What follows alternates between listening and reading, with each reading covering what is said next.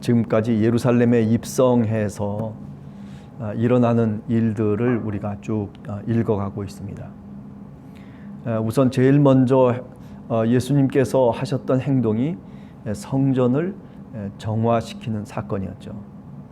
그래서 많은 장사하는 사람들을 다 채찍으로 상을 덮으면서 물리쳐서 성전에서 쫓아내는 그런 일을 주님께서 행하셨습니다.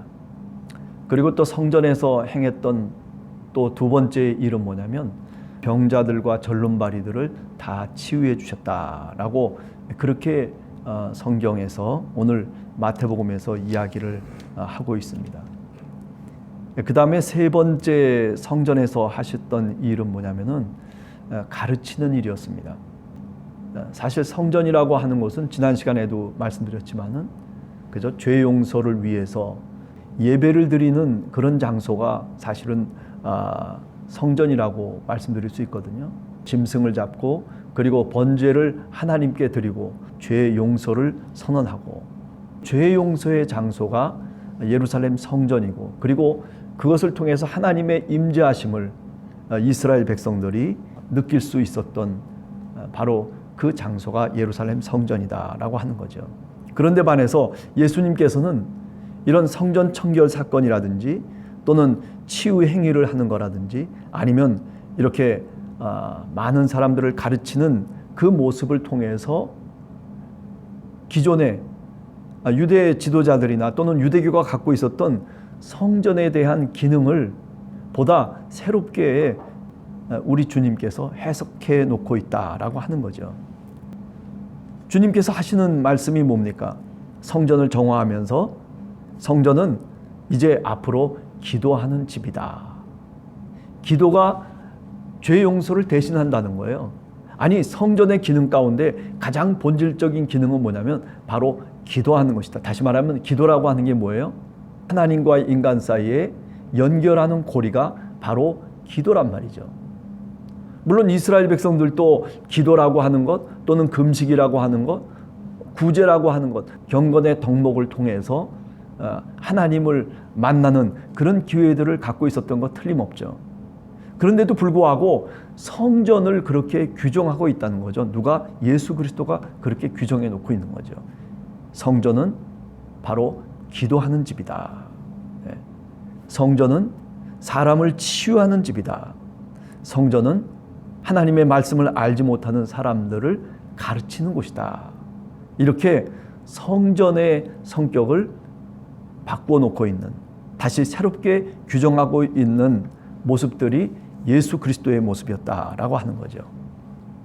자, 오늘 두 아들의 비유에 대해서 나오고 있습니다. 두 아들이 있었다는 거예요. 큰 아들은 아버지가 이렇게 하라 그렇게 부탁을 했더니 큰 아들은 어떻게 했다는 거예요? 예 하고 나중에 가지 않았다는 거죠.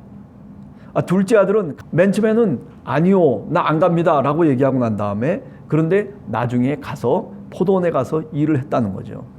그렇다면 예수님께서 비유에 대한 말씀을 하시는 거예요. 그렇다면 누가 아버지의 뜻대로 행했느냐라고 하는 거죠. 그렇죠? 그 당연히 둘째가 아버지의 뜻대로 행했다라고 그렇게 누구나 다 얘기할 수 있는 거죠. 그런데 중요한 것은 21장 31절 32절의 말씀이죠. 바로 그 둘째 아들에 해당하는 사람들이 누구냐면 버려진 사람들 또는 그 당시 사회 속에서는 약하고 버림받은 바로 세리와 창녀가 둘째 아들에 해당되는 사람이고, 그리고 큰 아들에 해당되는 사람은 누구였냐면 바로 오늘 유대인들이었다라고 그렇게 이야기를 하는 거죠. 이게 예수님의 비유의 초점이 거기에 있는 거거든요.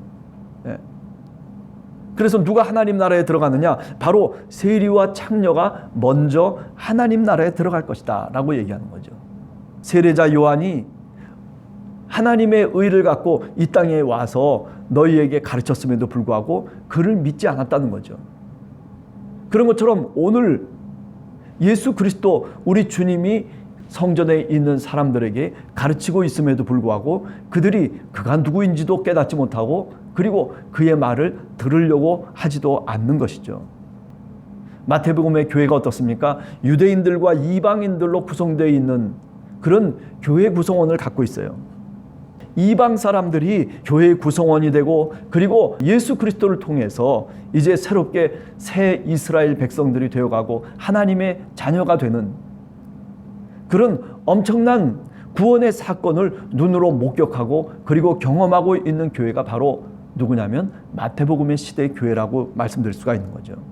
예수님의 시대 속에서 세리와 창녀가 먼저 하나님 나라에 들어가고 그들이 먼저 예수 그리스도를 믿었던 것과 마찬가지로 오늘 또 이방인들이 이 마태복음의 시대 속에서도 오히려 주님의 복음을 받아들이고 주님을 영접하고 그리고 주님의 자녀로서 살아가고 있는 그런 모습을 분명히 목도하고 있는 거죠.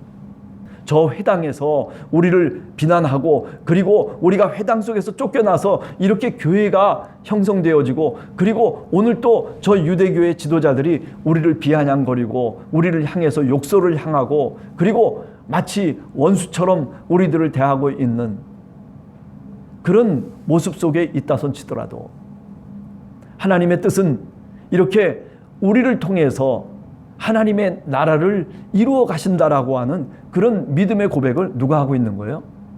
네, 바로 마태복음 시대의 교회들이 하고 있는 것이다라고 말씀드릴 수가 있겠습니다.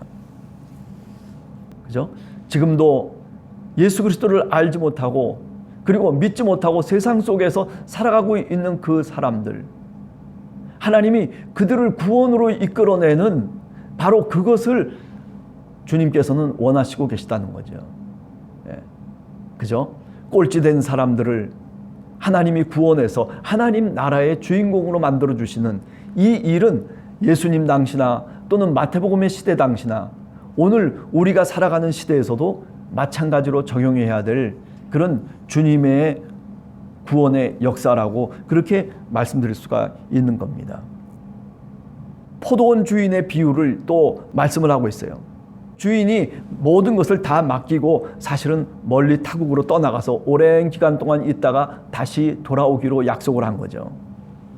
이제 열매를 거둘 때가 돼서 자신의 종을 보냈어요. 그런데 어떻게 했습니까? 그 종을 돌로 치고 그리고 또 죽이고 또 그런가 하면 심히 때리고 그래가지고 쫓아내버렸어요. 이런 일을 반복하다 보니까 포도원 주인이 생각을 했습니다. 뭐라고 생각했어요? 내 아들을 보내면 그러면 이렇게 하지는 않을 것이다 생각하고 그 다음에 아들을 보냈는데 결국에는 아들까지도 죽이는 거죠. 이런 사악한 농부들, 이런 소작인들, 그러니 나중에 주인이 와가지고 어떻게 하겠느냐? 당연히 심판을 하겠죠. 진멸하고 그리고 포도원을 어떤 사람에게 열매를 따서 그래서 바칠 만한 새로운 농부에게 줄 것이다. 이렇게 이야기하고 있는 거죠. 이것은 예수님 당시의 이야기뿐만 아니라 마태복음 시대의 이야기를 우리들에게 해주고 있는 겁니다. 그죠? 이 아들이 누굽니까? 바로 예수 그리스도 하나님의 아들이에요. 포도원 주인은 누굽니까? 바로 하나님 그분이세요. 하나님의 아들을 이 땅에 보내주셨어요. 그런데 그를 십자가에 못 박아 죽게 한 것이죠. 그래서 하나님의 결정이 41절에 나오는 거예요. 그죠? 어떤 결정을 하게 됩니까? 이제 새로운 그 농부에게 이 포도원을 맡길 것이다 라고 얘기하는 거죠. 이 새로운 농부가 누굴까요? 그것이 바로 이방인들을 가리키는 거예요. 이게 하나님의 구원의 역사라고 하는 것을 비로소 깨닫게 되는 거죠. 누가? 마태복음의 교회가 깨닫는 거예요. 자, 오늘 그리고 난 다음에 예수께서 말씀하십니다. 너희가 성경에 건축자들이 버린 돌이 모퉁이의 머릿돌이 되었나니 이것은 주로 말미암아 된 것이요 우리 눈에 기이하도다 함을 읽어본 일이 없느냐. 예수 그리스도에 관련된 얘기죠. 저 나사렛 출신이고 그리고 갈릴리 출신이고 어부의 예수님의 그룹들 지금은 목수예요.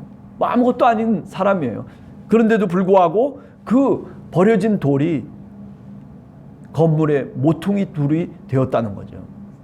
그것을 너희들이 읽어본 적이 없냐? 시편 118편 22절 이하에 나오는 말씀이죠. 버려진 돌이 오히려 모퉁이 돌이 된다는 겁니다. 돌 위에 떨어지는 자는 깨지겠고 돌이 사람 위에 떨어지면 가루로 만들어 흩어버리리라. 그렇게 또 이야기를 하고 있어요. 이 말이 무슨 말이에요? 하나님의 말씀의 능력을 얘기하고 있는 거죠. 복음의 능력이 이렇다는 거예요. 하나님의 아들을 믿지 못하고 하나님의 아들을 십자가에 못 박아 죽게 한 바로 그 유대인들, 예수 그리스도가 말씀하신 그 복음의 능력이 바로 이 모퉁이 머릿돌과 같이 돼서 그 돌이 닿는 곳마다 깨어지고 그 돌이 떨어지는 곳마다 깨어지고 그 돌에 오히려 믿지 않는 모든 사람들이 깨어질 것이다 라고 하는 그런 얘기를 하죠. 그 돌이 뭡니까? 바로 복음을 얘기하고 있는 거죠. 주님의 말씀을 얘기하고 있는 겁니다. 네. 오늘 우리들에게도 이런 사실은 복음의 돌이 있어요. 그죠? 이 복음의 돌을 갖고 우리가 어떤 마귀의 권세를 깨트릴 수 있고 이 복음의 능력을 통해서 우리는 우리 앞에 있는 장애물들을 깨치며 흐트러뜨리며 우리가 그 길을, 주님이 원하시는 그 길을 우리가 갈 수 있는 거죠. 그게 복음의 길이고 그것이 바로 말씀의 능력이라고 말씀드릴 수가 있겠다는 생각을 하게 됩니다. 오늘 하루를 살아가면서 이 새벽에 기도하기를 원합니다. 주님, 저도 깨닫가면 잘못하면 이런 악한 소작인의 모습을 우리가 가질 수 있는 그런 가능성이 있는 신앙인들이에요. 오늘 또 버려진 이웃들이 있습니다.